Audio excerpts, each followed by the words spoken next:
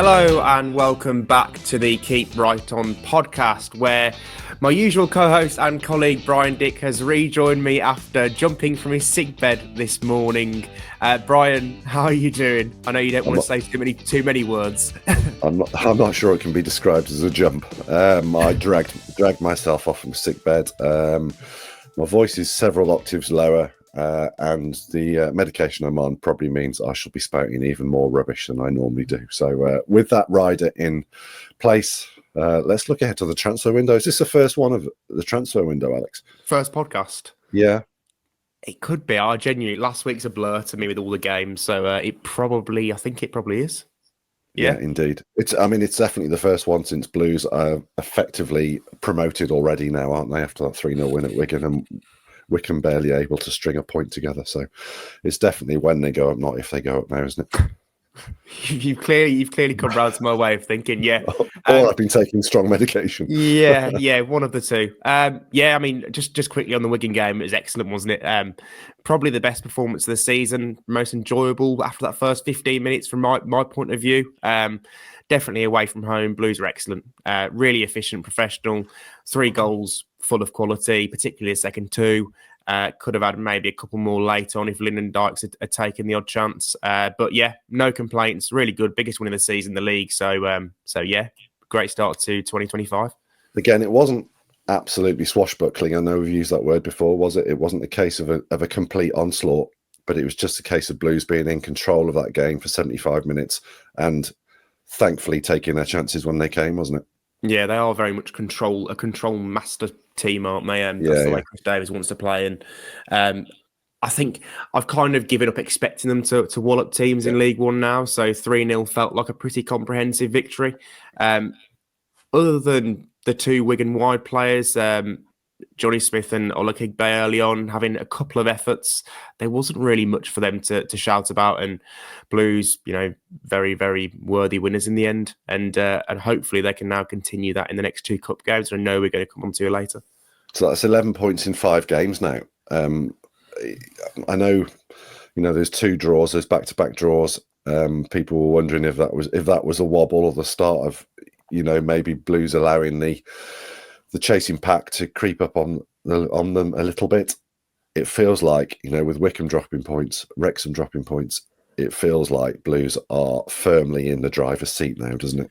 Yeah, so with Wickham losing to Huddersfield earlier in the week, that leaves Blues 2 points ahead of Wickham and Wrexham with 2 games in hand on both of them. So, provided Blues win both those games in hand, that's 8 points. And I did think that at this time of the year, after the Christmas games, Blues would have a decent lead. And, it is only 2 points, but, potentially 8 points. So it feels like the gap is starting to be built up a little bit now. And given the squad Blues have got over these coming months where, the fixture list is just as hectic, I can't see, Wickham and Wrexham being able to keep pace with Blues.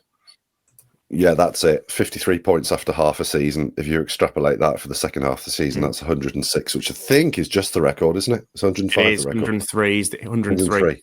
Yeah. Right. Okay. So, and it would be an EFL record, wouldn't it? Because Reading, when they're in the Championship, was it 106 they got? So that's the EFL points record.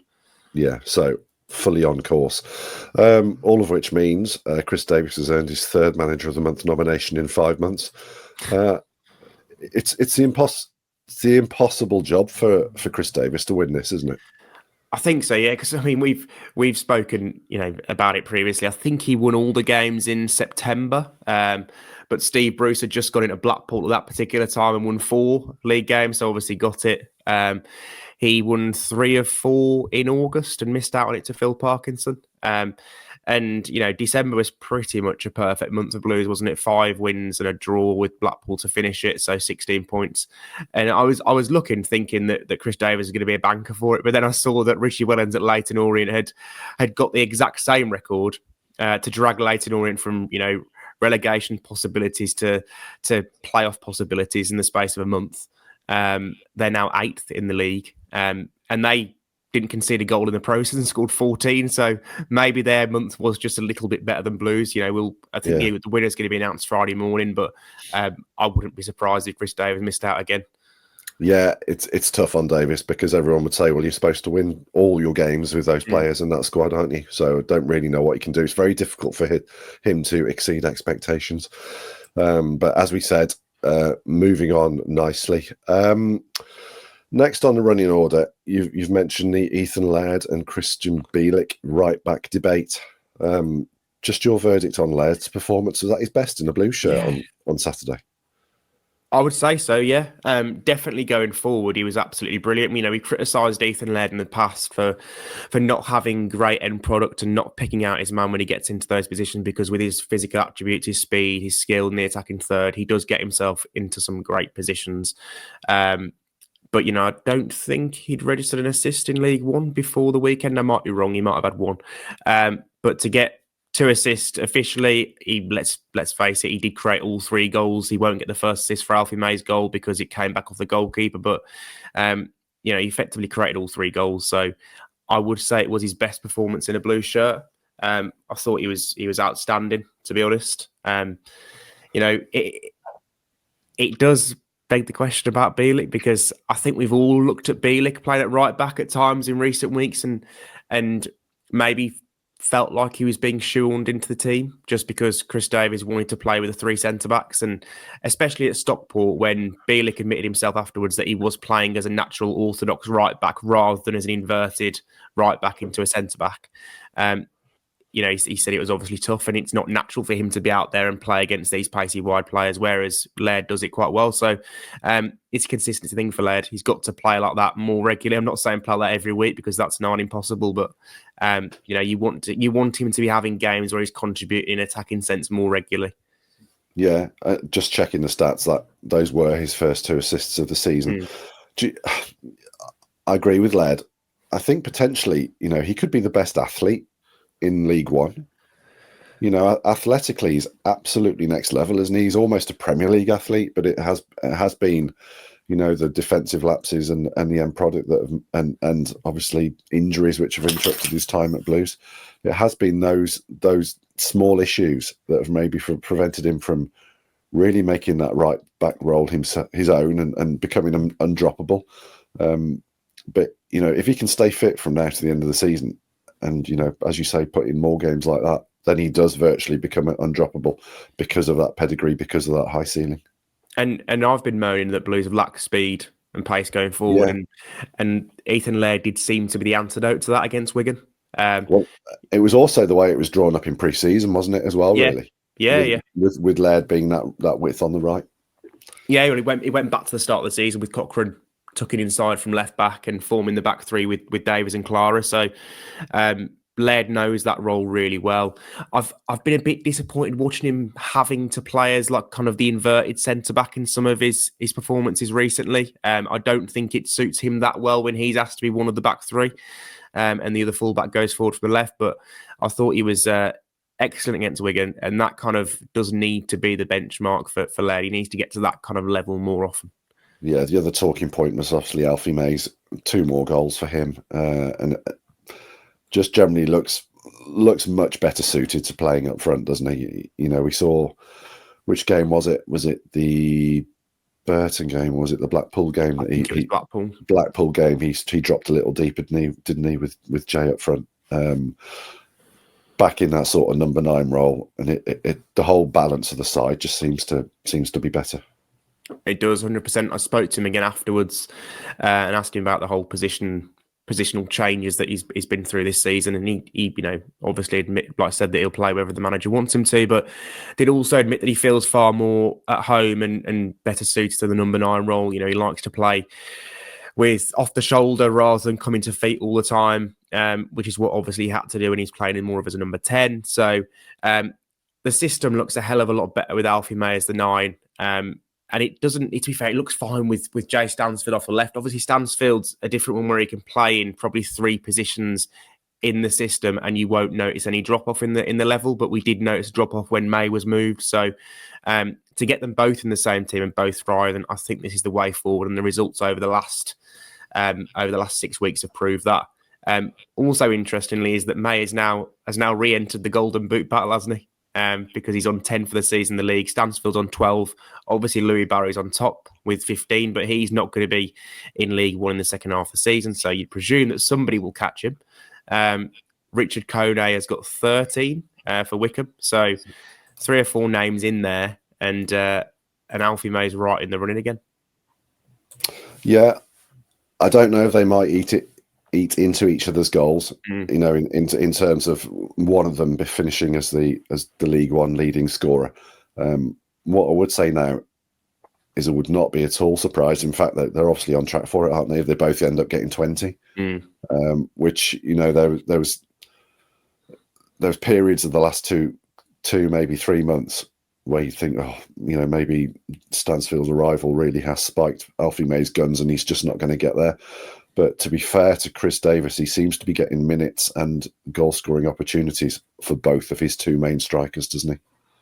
Yeah, I mean, May's got 5 in his last 8 now, dating back to that first Stockport game at St Andrews. So, yeah, and Stansfield as well in December made so many vital contributions, leading to his own Player of the Month nomination. So, both of them do seem to be thriving in this system, with Stansfield just playing slightly off the left and maybe in the focal point as the number 9.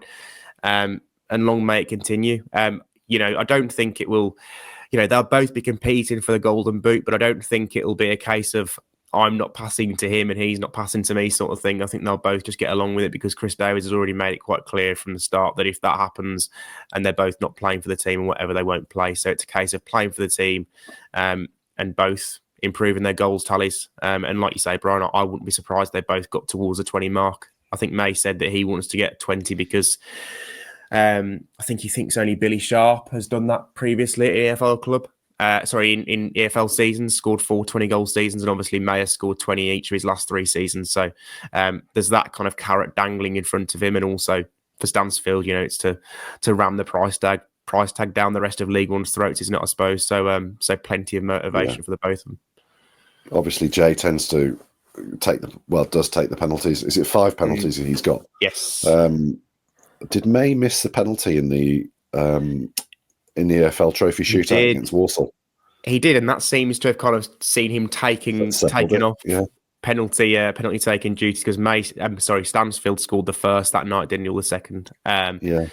May missed the deciding penalty, having scored a penalty against Reading and been Blues penalty taker in the first month of the season. Then all of a sudden Stansfield takes over. You're probably going to feel a little bit sorry for Alfie May, but you know, that's the ruthless world of football, isn't it?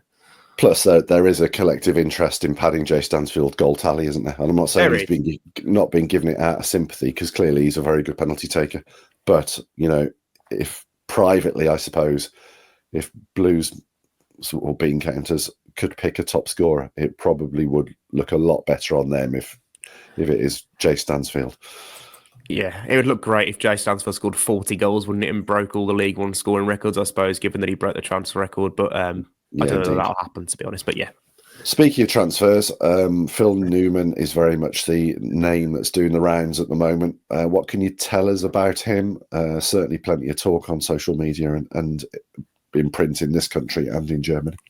Yeah, Neumann. I think we need to get the correct pronunciation from the man himself, if he does indeed join. It probably isn't Neumann, to be fair. No. My GCSE, actually might even have been O-level German, would suggest... Showing your age now, Brian. Yeah, would suggest, for the first time, would suggest Neumann. So yeah, we'll call him Neumann, shall we? Neumann, yeah. Well, yeah. Tell us about the Neumann. It's been rocking around for a while, hasn't it? So Blues were first registered an interest in Neumann in the summer, and we're not back by Hannover. Hannover obviously wanted to keep him at the time and felt they could entice him into a new contract. That hasn't happened. He's out of contract there in the summer. So obviously then it's just a case of if Blues can agree to sign him now or have to wait until the summer.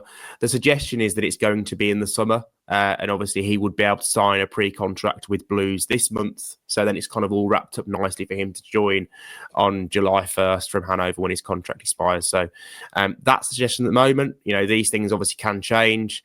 You know, I can't think of the name, but I'm sure I've seen one of these things in the past where their pre-contract has been done, and then the club have just basically decided that they need that player desperately now, and have had a bid accepted for him during the January window. I don't think Blues desperately need him now. We were kicking it around last week and kind of were suggesting all the problems it could create in terms of team selection for Chris Davis. So they're very well stocked in that centre back area. So Newman can potentially wait until the summer, and it sounds like that is what's going to happen. Yeah, indeed. I'm just trying to think back of the last pre-contract Blues did. I think it might have been Andy Shinnie. Lee Clark or Andy Shinnie from Inverness. I'm going to say 2013, maybe 2012, something like that. Listen, Neumann is clearly, he's an outstanding athlete, isn't he? He's a proper physical presence, kind of in the Clara mould. I think physically, size in the Clara mould, he looks quick from the bits I've seen of him. He looks like he's got a great recovery pace, which is very helpful, I think, with the way Blues want to play in terms of in possession at the back and the shape they often have in possession. Sometimes Blues defenders have to do a lot of 1v1 defending, and Neumann physically looks like somebody who would really thrive on that. Another 6'4" player from the Bundesliga or that part of the world. So you can throw him into the Clara mould, I guess. Looks a good player. I think he'd be for the Championship.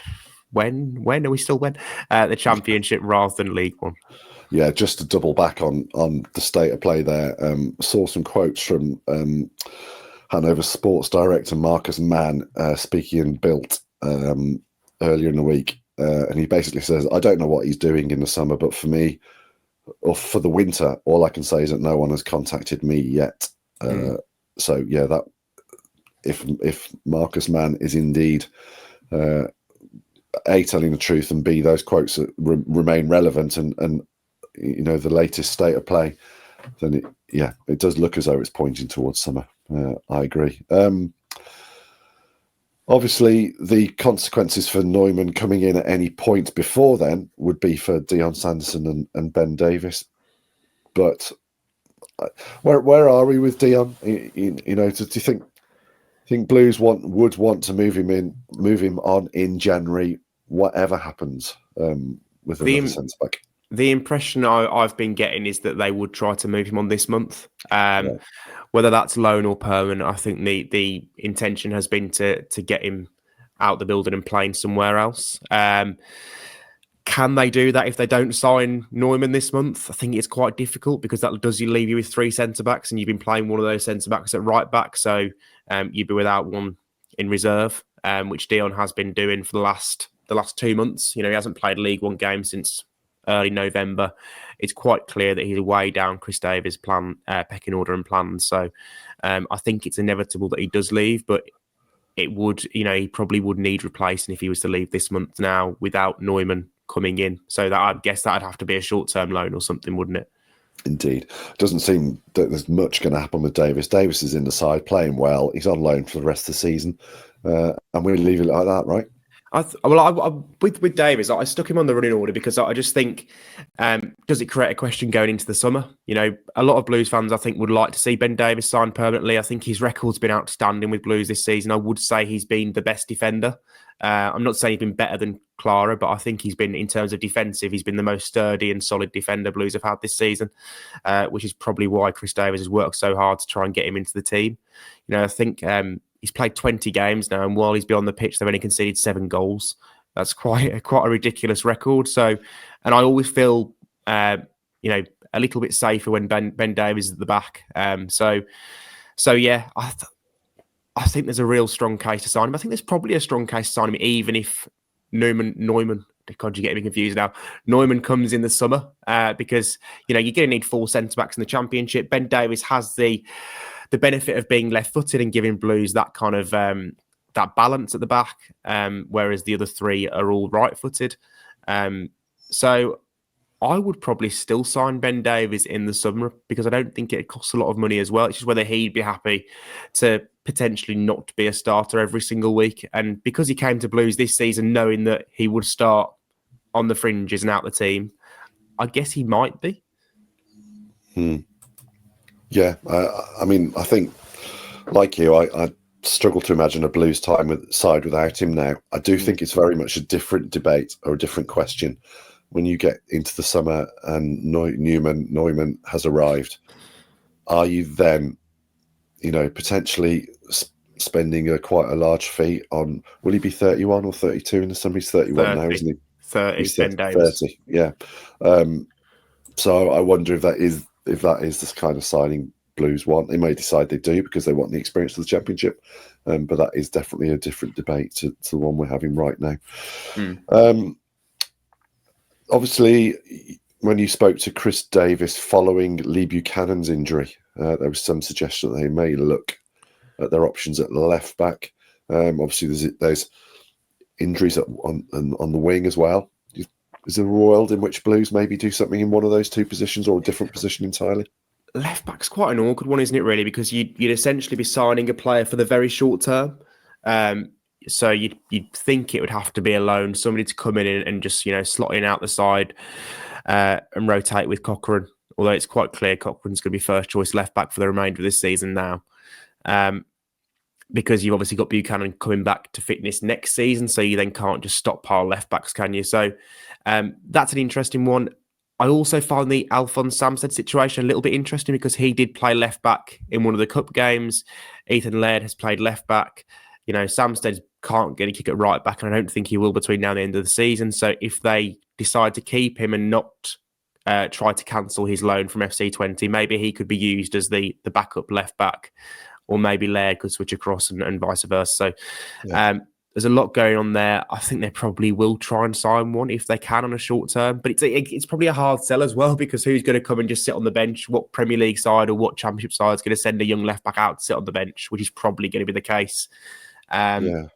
So that's a difficult one. Winger is the area I hope Blues do strengthen more than anything else because they've always had massive injury issues in their wide department all season. Emil Hansen can't seem to stay fit at the moment. Scott Wright's just coming back. Looked quite sharp actually in the Wigan game off the bench. And obviously Keshi Anderson has had his own injury issues and has now been ruled out recently. So and Yokoyama can't get a look in. So free Yokoyama. Yeah. Which could happen this weekend, to be fair. But go on, we'll come to that. Yeah, well, definitely. But it doesn't look like Yokoyama's going to be considered for league games. He could probably score a hat-trick against Lincoln and Swindon. He might not start the next league game. So I just think that's an area where Blues do need to strengthen. I think they need probably a left winger rather than a right winger. Somebody who's comfortable off the left, I'd like to see that. And just also someone to add a little bit of extra pace to this Blues side. Kwame Poku it is then.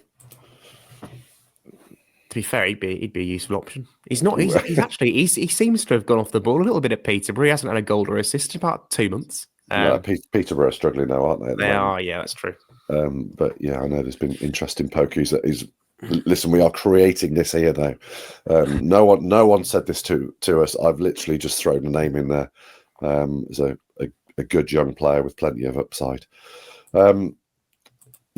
Which brings us to the Cup clashes Lincoln this weekend. Lunchtime kickoff, remember? And then Swindon Town in the what are we calling it now? The Vertu Trophy. Vertu. Yeah. So yeah, where do those two games stand in the grand scheme of Operation Get Back into the Championship?